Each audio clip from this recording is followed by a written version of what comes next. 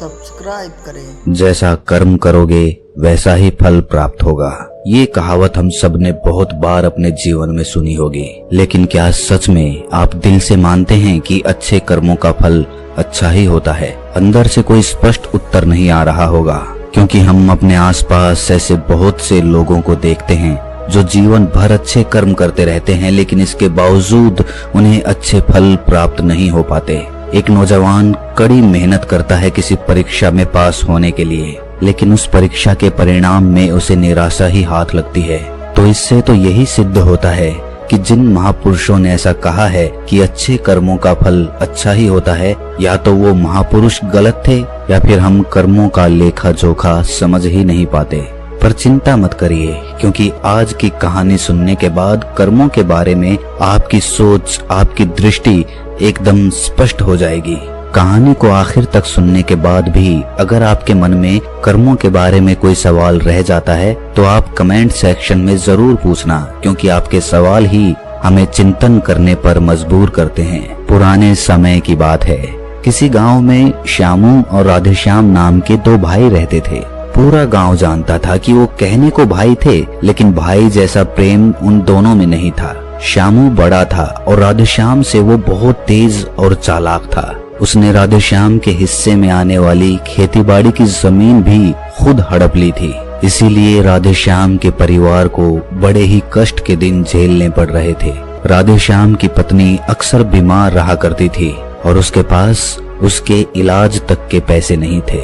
लेकिन अपने भाई से विपरीत राधेश्याम बड़े ही शीतल स्वभाव का इंसान था। वो कभी किसी के साथ बुरा नहीं करता था, लेकिन उसके मन में अक्सर ये सवाल उठा करता था कि मैं किसी का बुरा नहीं करता, किसी के बारे में बुरा सोचता तक नहीं हूँ, तो मेरे साथ ऐसा क्यों होता है? क्यों मेरी पत्नी हमेशा बीमार रहती है? क्यों मेरे पास इतना भी धन नहीं है कि मैं अपना जीवन अच्छे से चला सकूं? क्यों मुझे मेरे कर्मों का फल नहीं मिलता है? और मेरा भाई इतना धूर्त है, इतना चालाक है और वो हमेशा मजे में रहता है, उसे तो कोई परेशानी नहीं है। वो सोचने लगा कि शायद बुरे कर्मों का फल अच्छा मिलता है, अच्छे कर्मों का फल अच्छा नहीं मिलता। और धीरे धीरे ये संदेह उसके मन में घर करने लग गया। उसी गांव से कुछ दूर एक सन्यासी अपनी कुटिया बनाकर रहा करता था। जब भी वो सन्यासी गांव में भिक्षा मांगने के लिए आता तो सबसे एक ही बात कहता कि जो तूने किया वो तेरे हिस्से और जो मैंने किया वो मेरे हिस्से। राधेश्याम इस बात का अर्थ कभी समझ नहीं पाया। एक दिन जब वो गहरी चिंता में डूबा हुआ था तो उसके कानों में यही शब्द पड़े कि जो तूने किया वो तेरे हिस्से और जो मैंने किया वो मेरे हिस्से।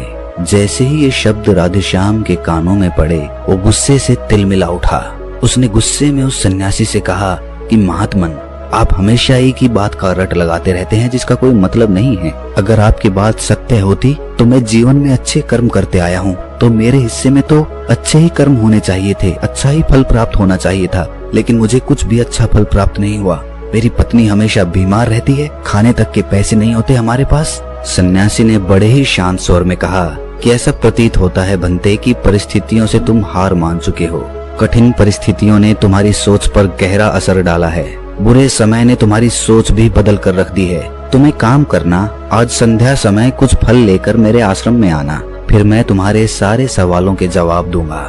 और ये कहकर वो सन्यासी अपना भिक्षा पात्र लेकर अगले घर की तरफ निकल जाता है। संध्या समय राधेश्याम ने कुछ फल खरीदे और गांव से दूर उस सन्यासी की कुटिया की तरफ निकल पड़ा। जैसे जैसे वो रास्ते पर आगे बढ़ रहा था, उसे अथाह शांति का अनुभव हो रहा था, क्योंकि रास्ता गांव से दूर था, इसीलिए उसमें कोई हलचल नहीं थी। बस रास्ते में जगह जगह कुछ लंगूर और बंदर दिखाई दे रहे थे। राधेश्याम के मन में आया कि वो कुछ फल उन बंदरों और उन लंगूरों को खिला दे, लेकिन फिर उसने सोचा कि अगर मैं फल लेकर सन्यासी के पास नहीं गया तो मेरे सवालों के जवाब मुझे नहीं मिलेंगे। इसीलिए बंदरों से वो फल बचाता हुआ उस सन्यासी की कुटिया तक पहुंचा। जैसे ही राधेश्याम उस कुटिया में पहुंचा, वैसे ही सन्यासी बोल पड़ा, अगर मन में था तो ये फल खिला क्यों नहीं दिए बंदरों को?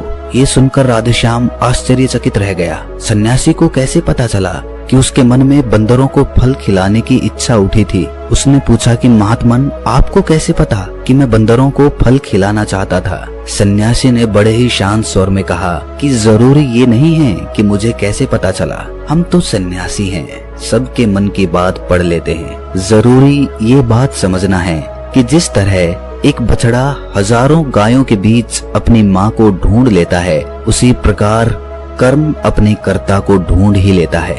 ये कर्म मेरे हाथों ही होना लिखा था। और ये कहकर सन्यासी ने उसके हाथ से फल लिए और बंदरों को खिलाना शुरू कर दिए। राधेश्याम इस बात का मतलब समझ नहीं पाया, इसीलिए उसने उस सन्यासी से सवाल किया कि महात्मन, मैं आपकी बात का आशय समझ नहीं पाया, कृपया करके मुझ अज्ञानी को इसका मतलब समझाने की अनुकंपा करें। सन्यासी ने बड़े शांत स्वर में कहना शुरू किया कि बनते, मनुष्य को हमेशा यही लगता है कि वही करने वाला है, वही करता है और वही कर्म करेगा। लेकिन समझने की बात ये होती है कि कर्म आपका खुद चुनाव करता है, आप कर्म का चुनाव नहीं करते।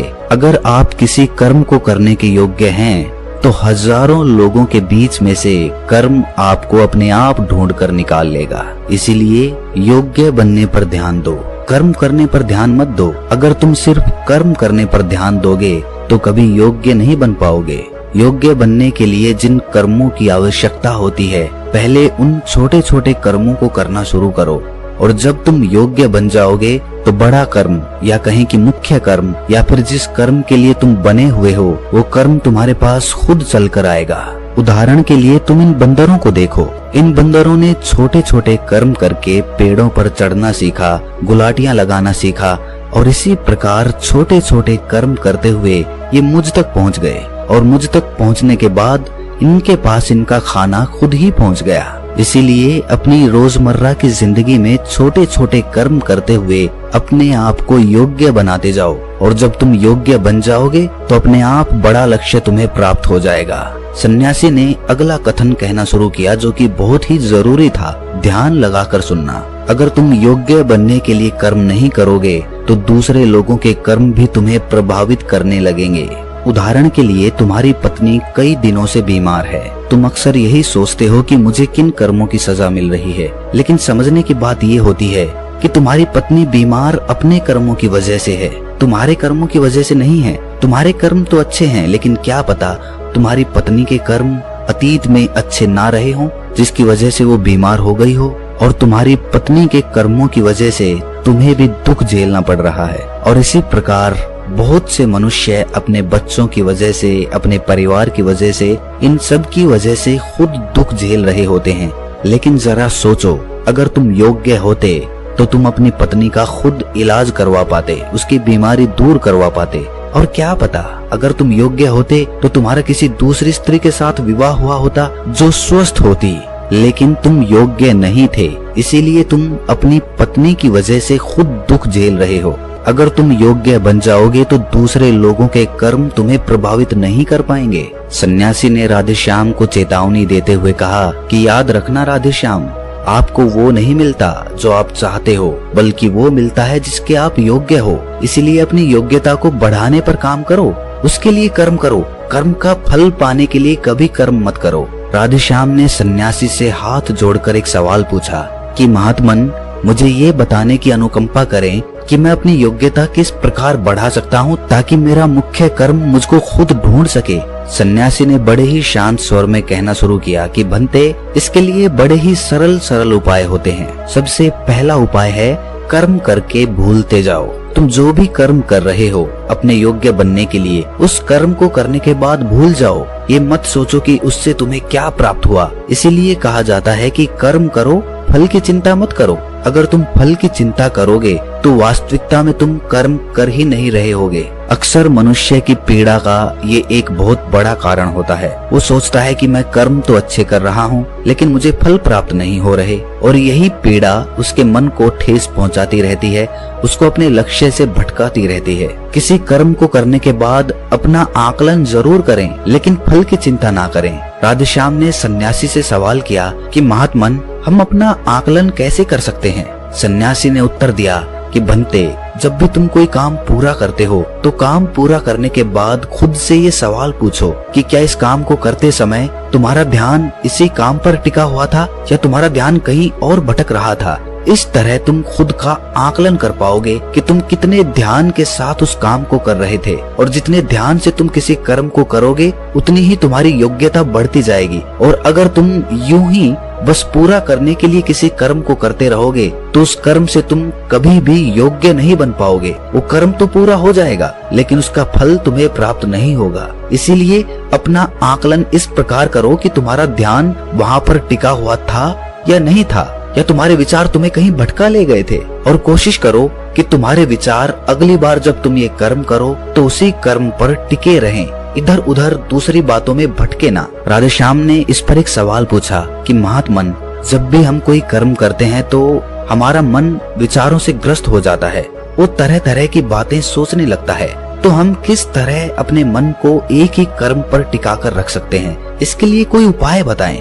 सन्यासी ने इसका उत्तर देते हुए कहना शुरू किया कि भंते, जब भी तुम किसी कर्म को करते समय अपना पूरा भाव उसमें डाल देते हो तो तुम्हारे विचार उसी कर्म पर केंद्रित रह सकते हैं। पूरी निष्ठा, प्रेम और सद्भाव के साथ किया गया कर्म तुम्हारे विचारों को इधर उधर नहीं भटकने देता। विचार तभी तुम्हें दूसरी दिशाओं में बहाकर ले जाते हैं जब तुम उस कर्म को पूरी निष्ठा के साथ नहीं करते, उसमें पूरा प्रेम नहीं डालते, उसमें पूरा भाव नहीं दिखाते। जब ये तीनों चीजें तुम उस कर्म में डाल देते हो तो स्वाभाविक रूप से तुम पूरी तरह उस कर्म में सम्मिलित हो जाते हो और तुम्हारा मन और मस्तिष्क एक ही जगह पर टिका रहता है। सन्यासी ने अपनी बात खत्म करते हुए कहा कि अगर कोई इंसान, कोई मनुष्य इन उपायों का सही तरीके से इस्तेमाल करता है, उनका पालन करता है, तो वो किसी भी कर्म के लिए अपने आप को योग्य बना सकता है। और एक बार अगर वो योग्य बन जाता है तो उसी बछड़े की भांति